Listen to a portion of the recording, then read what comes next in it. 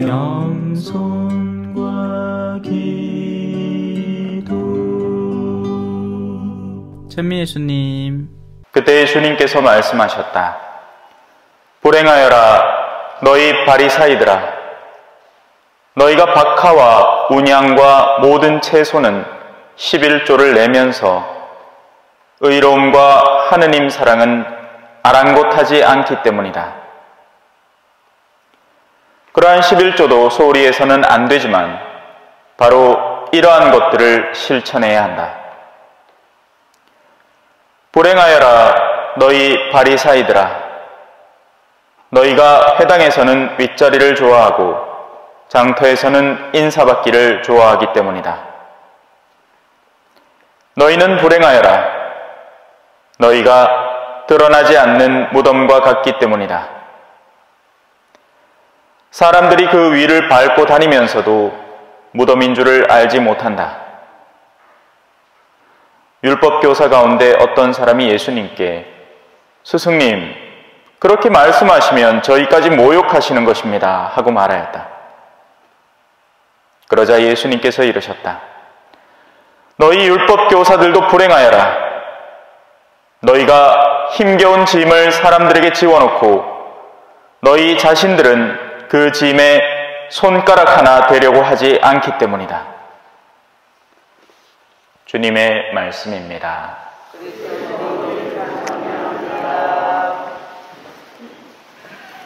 찬미 예수님. 지식을 가르치는 일은 물론 쉽다고는 할 수는 없지만 다른 가르침에 비해서는 쉬운 편입니다. 내가 얻어낸 것을 바탕으로 그것을 전해주면 되기 때문이죠. 또 어떤 때는 심지어 내가 얻지도 않은 것을 단지 책을 읽어주기만 해도 지식을 전하는 교육이 됩니다. 실제 그런 대학 교수님들이 있었어요. 원래는 자기가 연구해서 번역해서 책을 만들어내고 그걸로 교재를 만들어내야 하는 교수님들이 학생들한테 원본을 한 장씩 줘서 번역을 시켜서 그 번역된 걸 짬뽕해서 강의록을 하나 만들어내고 연구 결과를 만들어내는 겁니다. 머리 좋죠? 그러니까 교수님 하죠. 교리는요, 그 가르치는 사람이 직접 실행하지 않는 교리는 의미를 상실해버립니다. 엄마가 이렇게 얘기하는 거와 똑같아요. 야, 너 거짓말 하지 마래. 해놓고는 갑자기 조금 있다가 뚜뚜뚜뚜뚜 전화가 옵니다. 그래, 애가 받았어요. 여보세요. 어머니 계시니? 나 어느 아줌마인데 어머니한테 말할 게 있어서 그래. 그러니까 어머니가 옆에서 듣고 있다가 야, 대답해라. 뭐죠? 아주 훌륭하게 거짓말이라는 것을 체험적으로 가르쳐버린 겁니다. 말로는 거짓말하지 말라고 해놓고는 거짓말을 이렇게 하는 거다라고 가르쳐준 거죠.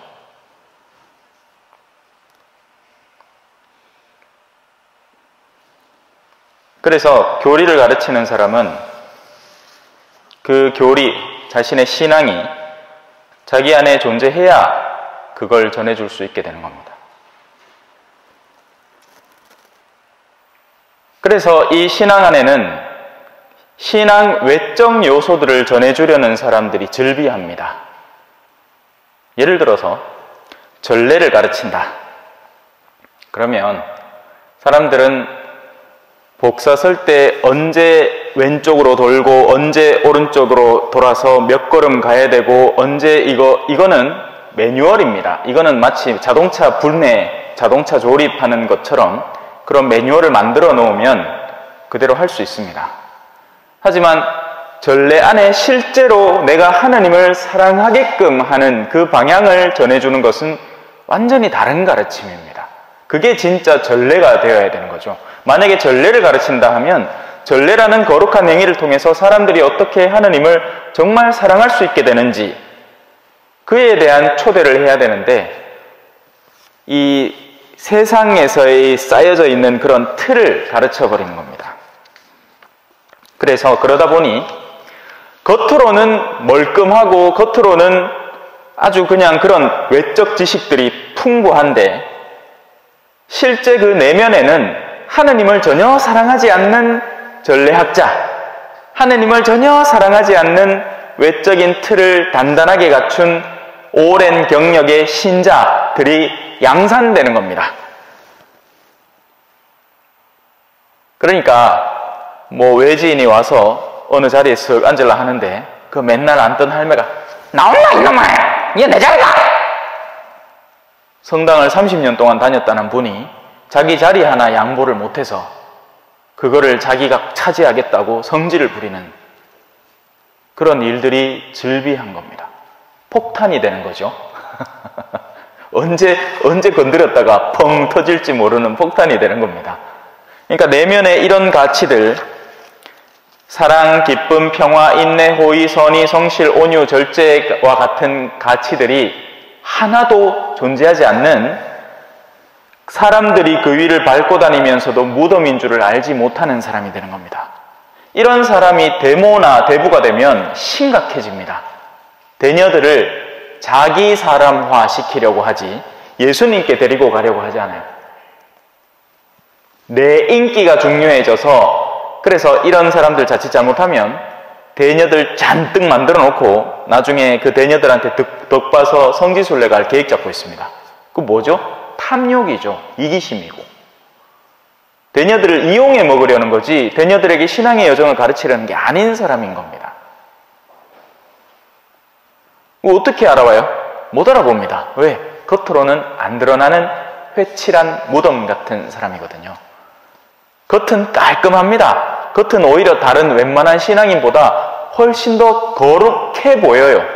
왜냐하면 묵주를 항상 들고 다니고 복장도 깔끔하게 해가지고 막 기도를 열심히 하는 것처럼 보이기 때문입니다. 하지만 속에 무엇이 들었을까요? 이런 것들이 들었습니다.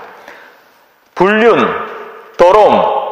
자, 여기서 불륜이라는 건 꼭 뭐 무슨 외간 남자를 만나갖고 뭐 이상한 짓을 해야 불륜이 되는 게 아니라 하느님께 온전히 향해야 하는 우리의 영혼의 방향이 다른 외간 것들을 바라보는 것, 곧 우상숭배와 깊이 연계된 불륜인 겁니다.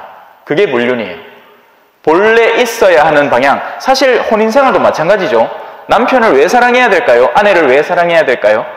그냥 아내가 사랑스러워서 남편이 존경할 만해서? 아닙니다. 우리 신앙인에게 있어서 혼인생활은요, 하느님께서 서로 사랑하라고 했기 때문에 혼인 안에서 결합되어 있는 것뿐입니다. 그러니까 무슨 말이에요? 하느님에게 내가 해야 할 도리를 하기 위해서 지금 나와 세상에 연을 맺고 있는 이 존재를 배우자로 받아들이고 검은 머리 팥불이 되도록 한 사람이 죽을 때까지 열심하고 충실하게 지켜야 하는 신앙생활을 하는 거죠. 그래서 혼인은 뭐다? 거룩한 일, 성사가 되는 겁니다. 오늘 뭐 갑자기 교리를 하나 그죠? 자, 항상 우리 본당은 참 너무 조용해서 좋습니다. 근데 제가 뭘 제대로 하고 있나 싶기도 해요. 보통은 반응이 있는데 반응이 전혀 없이 이런 요소들은 우리 내면에 잠재되어 있어서 그 의미를 알아보지 못합니다. 그거 아세요? 수많은 신자들이 아직도 여전히 점보러 다닙니다. 여기는 다행히 점집은 크게 없어요. 그런데 이제 다른 게 있죠. 다른 게 있어서 그게 장사가 된다는 건 소비자가 있다는 거예요. 어떤 것이든 뭔가 나쁜 게 있잖아요. 예를 들어서 마약이 성행한다. 왜 그럴까요? 그걸 쓰려는 사람이 있기 때문에 그렇습니다. 성적 문란이 존재한다. 그건 왜 그러냐면 여전히 그걸 사용하는 사람, 사용하려는 사람, 그쪽으로 나아가려는 사람이 있기 때문에 그런 겁니다. 소비자가 없으면 판매자가 없어져요. 아무도 사지를 않는데 그걸 왜 만들어냅니까?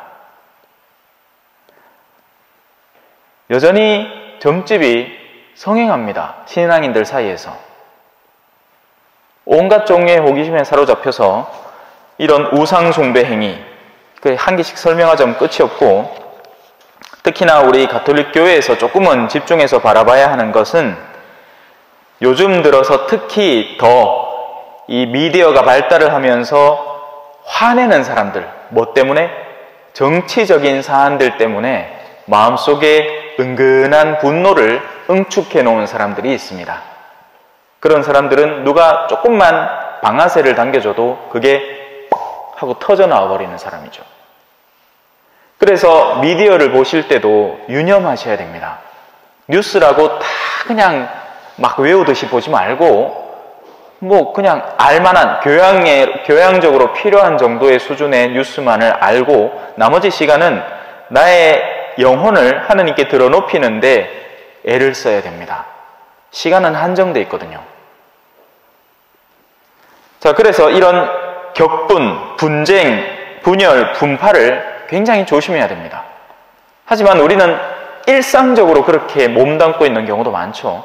왼쪽, 오른쪽을 나눠서 또 우리나라, 너희 나라, 일본, 중국 뭐 이렇게 나눠서 항상 보면 화나 있는 사람들이 있습니다. 조심하셔야 돼요. 그러면 뭐죠? 내가 이미 경고한 대로 다시 경고합니다. 이런 짓을 저지르는 자들은 하느님의 나라를 차지하지 못할 것입니다. 이런 내면으로는 아무리 겉으로 신앙생활을 열심히 하는 것처럼 보이고 묵주기도를 많이 돌린다 하더라도 하늘나라에 들어가지를 못하는 겁니다. 그 내면의 어두움으로는. 특별히 제일 마지막에 나타나는 두 가지가 있죠. 만취와 흥청대는 술판. 이게 한국에서는 꽤 심각한 상황인데 사람들이 다들 인지를 못합니다. 왜? 주변에서 다 같이 어둠을 향해서 어깨동무를 하고 가면 이 정도 수준이 당연한 거라고 생각하기 때문이에요. 하지만 시선을 조금만 더 넓혀보면 한국이라는 사회가 얼마나 술에 취해 있는지를 알 수 있게 됩니다. 거기에서 나오는 수많은 오류들, 술의 결과로 성적 문란도 같이 나오죠. 사람들이 한 잔 걸치면 이제 그 만족감을 더, 자기의 쾌락을 더 극대화하기 위해서 성적 문란으로 나아가는 게 수순입니다. 우리나라는 구조적으로 그렇게 돼 있어요. 보통 저녁 식사하고 2차로 술 한 잔까지는 봐줄 수 있는데 그 이상으로 몇 차를 간다 할 때는 그냥 가는 게 아닙니다. 다 뭔가가 예비되어 있는 거예요. 그걸 다 견디고 돌아오면 그 사람은 진짜 훌륭한 사람인데 술이 이만큼 취기가 오르면 전두엽이 마비되기 때문에 그때부터는 욕구가 살아나는 겁니다. 문제는 하늘나라를 상속받지 못한다는 데 있습니다. 그런데 정작 자신은 그런 줄 모르는 거죠. 이런 것들에 빠져있는 이들의 공통점은 하나밖에 없습니다. 그들의 마음속에는 하느님에 대한 경외감이 없는 겁니다. 하느님을 올바로 두려워할 줄 모르는 사람인 거죠. 성령의 열매는 뚜렷합니다. 그죠? 네. 근데 이것도 착각하시면 안 돼요. 이런 것들은 먼저 성령을 따라서 그 여정을 굳건히 걸어갈 때 하나씩 생기는 열매들이지 모든 것이 그냥 성령만 따르면 그 순간에 이 열매들이 와르륵 생기는 게 아닙니다. 왜 이런 얘기를 하느냐? 자, 여기 보면 사랑, 기쁨, 평화, 인내, 호의, 선실, 성의, 온유, 절제 이게 다 좋아 보이죠? 좋습니다. 근데요, 오늘 복음만 봐도 그래요. 오늘 화답송만 봐도 그렇습니다. 행복하여라 악인의 뜻에 따라 걷지 않는 사람. 왜냐하면 악인의 뜻이 한 인간의 생애에 자꾸 자극을 줘서 그쪽 길로 걷도록 유혹을 가하기 때문입니다. 그래서 우리 생에서 단호해져야 돼요. 자매님들 같은 경우에는 뒷담화, 이걸 정말 조심하셔야 됩니다. 항상 가면 내가 몸담게 되는 모임이 있고 거기에서 꺼내게 되는 뒷담화들의 특정 종류가 있죠. 흔히는 남편에 대한 욕이라든지 뭐 아니면 시어머니에 대한 욕이라든지 아니면 자기 인생 한탄이라든지 뭐 이런 것들이 버릇처럼 나오게 되는 겁니다. 그걸 이미 하고 있으면 나는 악인의 길의 뜻에 따라 걷고 있는 사람이 되어버리는 거죠. 그리고 우리 남성분들은 흔히 이런 특히나 농촌 지역에서는 더 만취와 흥청대는 술판을 조심해야 됩니다. 거기에서 어리석음이 나오고요. 술 한잔 들어가면 정상적인 대화가 사실 불가능합니다. 술 먹은 사람끼리 열심히 이야기하는 걸 보고 있으면요, 진짜 웃깁니다. 했던 얘기 또 하고, 했던 얘기 또 하고, 했던 얘기 또 하고, 그러고 멍청한 소리 혀 다 꼬이 갖고 막 말도 안 되는 소리를 어제 했던 거 오늘 또 하고 앉았는데, 술 취한 사람들끼리는 자기들끼리 재밌는 거예요. 근데 이게 술에만 취하는 게 아닙니다. 세속에도 취합니다. 그래서 절제가 필요한 겁니다. 맨 마지막에 나오죠. 절제가 필요하고 그런 걸 참아내기 위해서는 인내가 필요한 거죠. 예수님은 바리사이들과 대면을 하십니다. 대적을 한다고 해도 과언이 아니에요. 예수님은 바리사이에게 사랑받을 의도가 없습니다. 그래서 나중에는 한 사람이 한탄까지 하죠. 스승님, 그렇게 말씀하시면 저희까지 모욕하는 겁니다. 우리하고 지금 맞붙자는 겁니까? 우리한테 잘 보여야 될걸요. 그래야지 당신 앞으로의 삶이 편안할걸요. 지금 우리한테 맞대적하시는 겁니까? 그렇게 하면 우리도 모욕하는 겁니다. 하지만 예수님은 용기를 잃지 않습니다. 너희 율법 교사들도 불행하여라. 너희는 손가락 하나도 까딱하지 않으면서 그 무거운 짐을 다른 사람들에게 지워놓고는 지금 잘 산다고 나한테 으스대는 것이냐.